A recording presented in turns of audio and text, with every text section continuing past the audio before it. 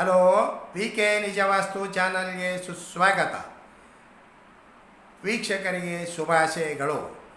ಈಗಾಗಲೇ ನಾನು 45ನೇ ಎಪಿಸೋಡನ್ನು ಮುಗಿಸಿದ್ದೇನೆ.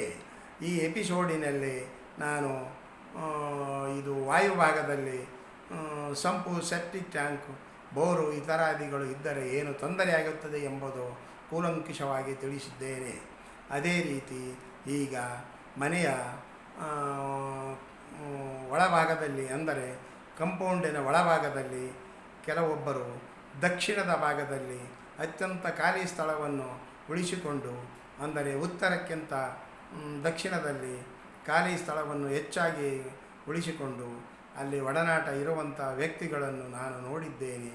ಇದು ಬಹಳ ಅಪಾಯಕಾರಿ ವಿಷಯ ಎಂದು ಹೇಳಲು ನಾನು ಇಷ್ಟಪಡುತ್ತೇನೆ. ಯಾಕಂದರೆ ಸಾಮಾನ್ಯವಾಗಿ ಉತ್ತರಕ್ಕಿಂತ ದಕ್ಷಿಣದಲ್ಲಿ, ಅಂದರೆ ಕಂಪೌಂಡಿನ ಒಳಭಾಗದಲ್ಲಿ ಹೆಚ್ಚಿನ ಸ್ಥಳಾವಕಾಶ ಇದ್ದರೆ ಅಲ್ಲಿ ವಾಸಿಸುವ ಜನರು ಅತ್ಯಂತ ಕೆಟ್ಟ ಪ್ರಮಾದವನ್ನು ಅಲ್ಲಿ ಕೊಡುತ್ತದೆ.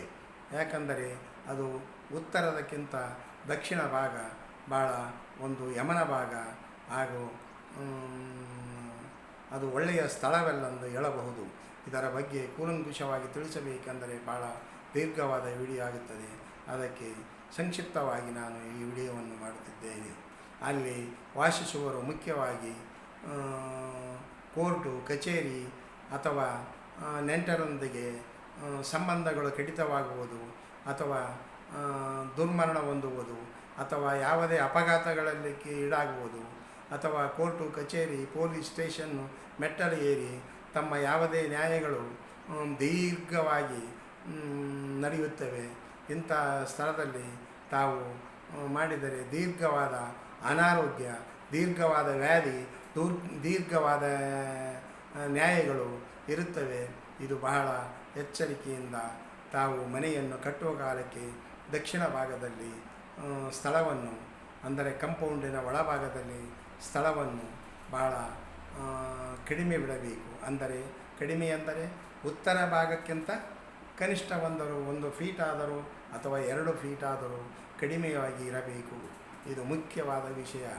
ಯಾಕಂದರೆ ಇಲ್ಲಿ ದಕ್ಷಿಣ ಭಾಗದಲ್ಲಿ ತಾವು ಏನಾದರೂ ಹೆಚ್ಚಿನ ಸ್ಥಳವು ಬಿಟ್ಟಿದ್ದೇ ಆದರೆ, ಉತ್ತರದಲ್ಲಿ ಕಡಿಮೆಯ ಸ್ಥಳ ಬಿಟ್ಟಿದ್ದೇ ಆದರೆ ಅಲ್ಲಿ ನೈಋತ್ಯ ಮತ್ತು ಆಗ್ನೇಯ ಬೆಳೆದಂತಾಗಿ ಅಲ್ಲಿ ಭಾಳ ತೊಂದರೆಗೆ ಈಡಾಗುತ್ತದೆ.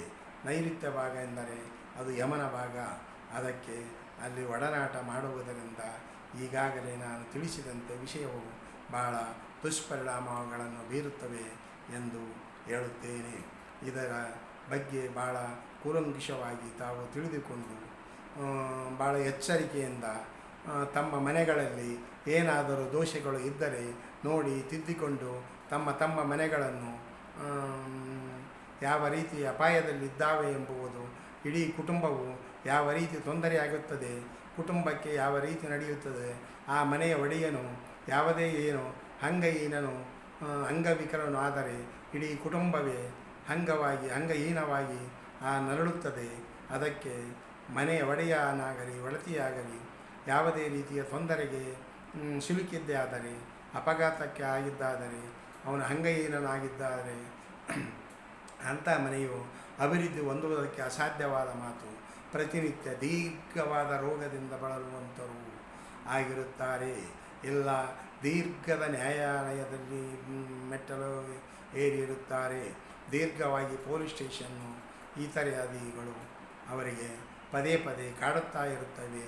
ಅದಕ್ಕೆ ತಾವು ದಕ್ಷಿಣ ಭಾಗದಲ್ಲಿ, ಕಂಪೌಂಡಿನ ಒಳಭಾಗದಲ್ಲಿ ಹೆಚ್ಚಿನ ಸ್ಥಳವನ್ನು, ಉತ್ತರಕ್ಕಿಂತ ದಕ್ಷಿಣದಲ್ಲಿ ಹೆಚ್ಚಿನ ಸ್ಥಳವನ್ನು ಬಿಡಬಾರದು. ಈಗಾಗಲೇ ತಿಳಿಸಿದಂತೆ ವಿಷಯಗಳು ಅದೆಷ್ಟೋ ಕುಟುಂಬಗಳಲ್ಲಿ ನಡೆದು